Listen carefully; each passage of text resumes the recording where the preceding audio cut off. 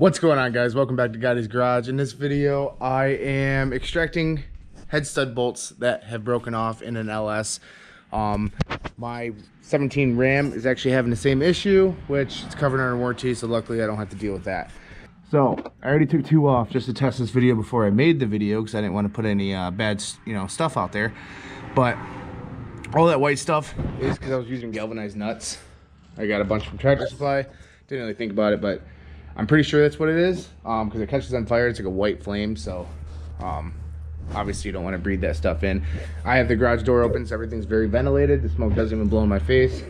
But this one right here had a piece of the stud sticking out, so I was able to screw the nut on there, weld the nut to the actual stud, and then use my impact to pull it out. This one, though, was a bit difficult. It was kind of like this one. I don't know if you can see that, but it actually broke off inside. So what I had to do, and because this is aluminum, so it's aluminum head, so you're not going to weld to the head or anything like that. You just got to make sure you don't warp it in any way or something, but with such a little distance, that's not going to happen.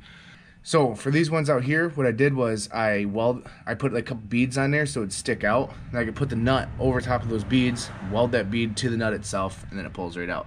Okay, so I have the welder grounded to one of the head bolts, and I'm going to start with this one right here, which is it's sunk in a little bit, so we're gonna just put a couple beads on it.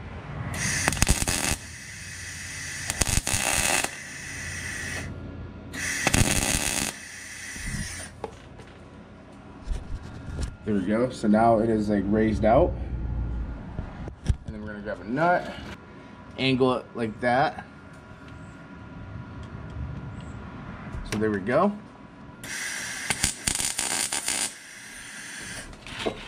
Get it tacked on there. So all it is tacked to the nut right there, and then we're just going to fill the whole thing in.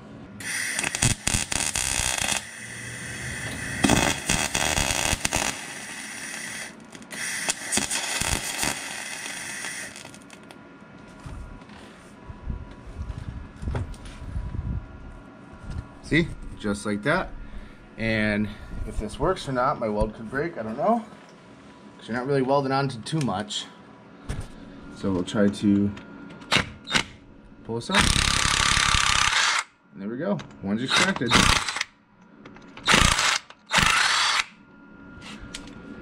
No damage or anything. It kind of looks a little scored up, but it's not. So I have two more, actually three more. I got one in there, which I'm not sure how I'm going to do that one yet. All the manifold center bolts extracted. And it was actually very easy. I put it off for so long because I was scared. I was worried about doing it, but super simple. Anybody can do it. Just gotta turn your heat up, have your wire feet up pretty high, and you just, you start melting that stuff together. I hope you guys subscribe, and if you guys, haven't checked it out, this is a 5.3 with a TH400 in an S10.